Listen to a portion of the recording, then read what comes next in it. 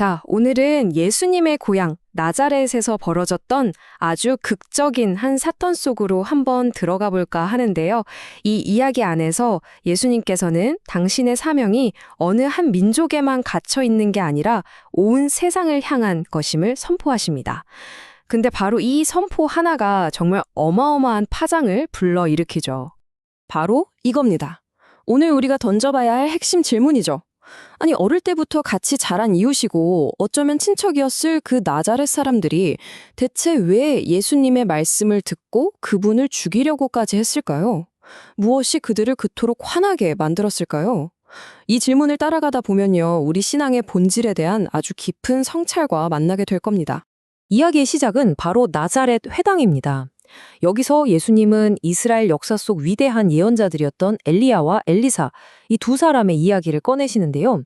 이걸로 고향 사람들의 믿음, 특히 그들이 가진 선민의식에 아주 정면으로 도전장을 내미시는 거죠. 예수님이 첫 번째로 꺼내신 이야기는 말이죠. 바로 엘리야 예언자 시대의 이야기입니다. 아주 극심한 가뭄 때문에 모두가 굶주리던 때였어요. 당연히 이스라엘에도 수많은 과부들이 있었겠죠. 하지만 하느님께서는 엘리야를 이스라엘 사람이 아닌 저 멀리 이방 땅 시돈 지방 사렙타의 한 과부에게 보내셨다는 것, 바로 이 사실을 콕 집어서 다시 한번 일깨워 주시는 거예요. 그리고 이야기는 여기서 끝나지 않습니다. 바로 두 번째 예시가 이어지는데요. 엘리사 예언자 시대에도 이스라엘에는 치유가 정말 간절했던 나병 환자들이 많았습니다. 그런데 놀랍게도 그들 중 누구도 아닌 이방인이자 심지어 적대국이었던 시리아의 나아만 장군만이 치유의 은총을 받았다는 겁니다. 여러분, 이 두 이야기는요, 그냥 옛날에 그랬구나 하고 넘어갈 그런 이야기가 전혀 아니었어요. 바로 이 대목에서 나자렛 사람들의 마음속에 있던 무언가가 툭 하고 건드려진 겁니다. 폭발 직전까지 간 거죠. 이 두 이방인의 이야기는 그들이 가장 예민하게 생각했던 약점, 바로 그들의 아킬레스건을 아주 정확하게 찌른 거였거든요. 아니, 도대체 왜 그랬을까요? 바로 여기서 그들이 굳게 믿고 있던 신념과 예수님의 선포가 정면으로 꽝 하고 부딪히는 겁니다. 당시 유다인들은 하느님의 구원과 은총은 오직 혈통으로 선택받은 자신들만의 것이라는 이른바 우리는 선택받은 민족이야 하는 선민사상에 꽉 사로잡혀 있었던 거죠. 하지만 예수님께서는 엘리야와 엘리사의 예를 통해서 하느님의 구원은 그런 좁은 울타리를 훌쩍 넘어 온 인류를 향하는 보편적인 사랑이라는 걸 분명하게 선언하신 겁니다. 자, 이렇게 자신들의 특권의식을 뿌리채 흔들어버리는 이 진실 앞에서 과연 나자렛 사람들은 어떻게 반응했을까요? 그들의 반응은요, 정말 놀랄 만큼 격렬했고 또 폭력적이었습니다. 자신들의 믿음이, 그 특권의식이 도전을 받으니까요, 회당에 있던 사람들 마음이 순식간에 아주 싸늘한 분노로 가득 차버립니다. 그들은 예수님의 말씀을 더 이상 들으려고 하지 않았어요. 루카복음 4장 28절과 29절을 보면요, 당시 상황이 정말 생생하게 그려져 있습니다. 회당에 있던 모든 사람은 이 말씀을 듣고 화가 잔뜩 났다. 그래서 그들은 들고 일어나 예수님을 고을 밖으로 내몰았다. 그 고을은 산 위에 지어져 있었는데 그들은 예수님을 벼랑 끝으로 끌고 가 거기에서 떨어뜨려 버리려고 하였다. 이야, 정말 끔찍한 상황 아닙니까?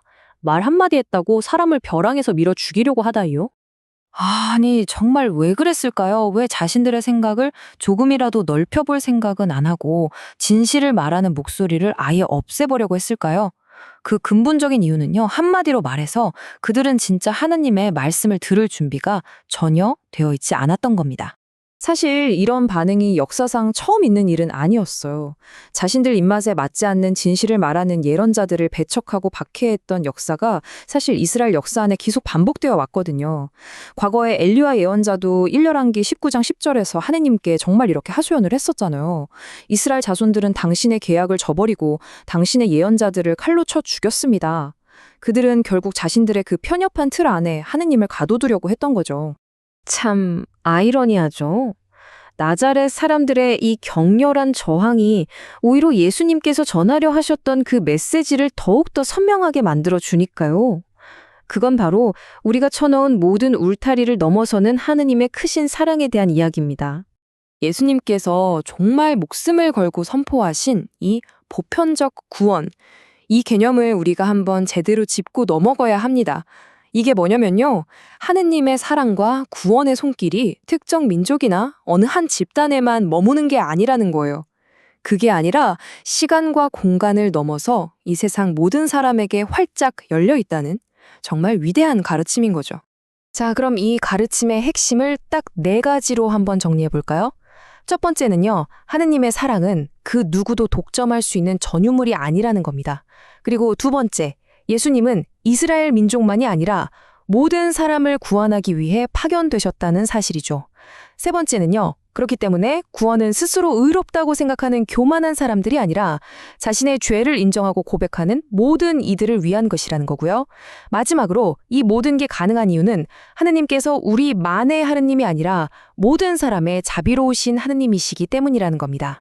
자, 그런데요. 이 이야기가 그냥 2000년 전에 그런 일이 있었구나 하고 끝날까요?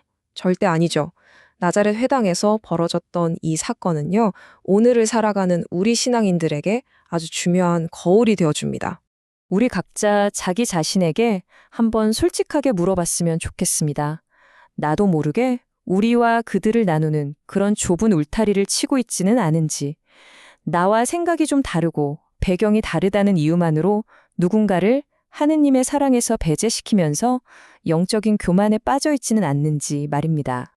벼랑 끝까지 내몰리는 그 순간에도 분노에 찬 군중들 사이를 아주 유유히 가로질러서 당신의 길을 뚜벅뚜벅 걸어가셨던 예수님의 그 모습을 우리가 꼭 기억해야 합니다. 우리 또한 세상의 편견과 배척 앞에서 담대하게 차별 없는 하느님의 보편적인 사랑을 증거하는 삶을 살아가야 하지 않을까요? 마지막으로 이 질문 하나를 우리 각자 마음속에 꼭 품고 돌아갔으면 좋겠습니다. 나의 신앙, 나의 공동체, 나의 삶 속에는 혹시 나도 모르는 사이에 다른 사람을 무심코 밀어내고 있는 그런 보이지 않는 벼랑은 없는지 오늘 이 말씀을 통해서 깊이 성찰하는 시간이 되기를 바랍니다.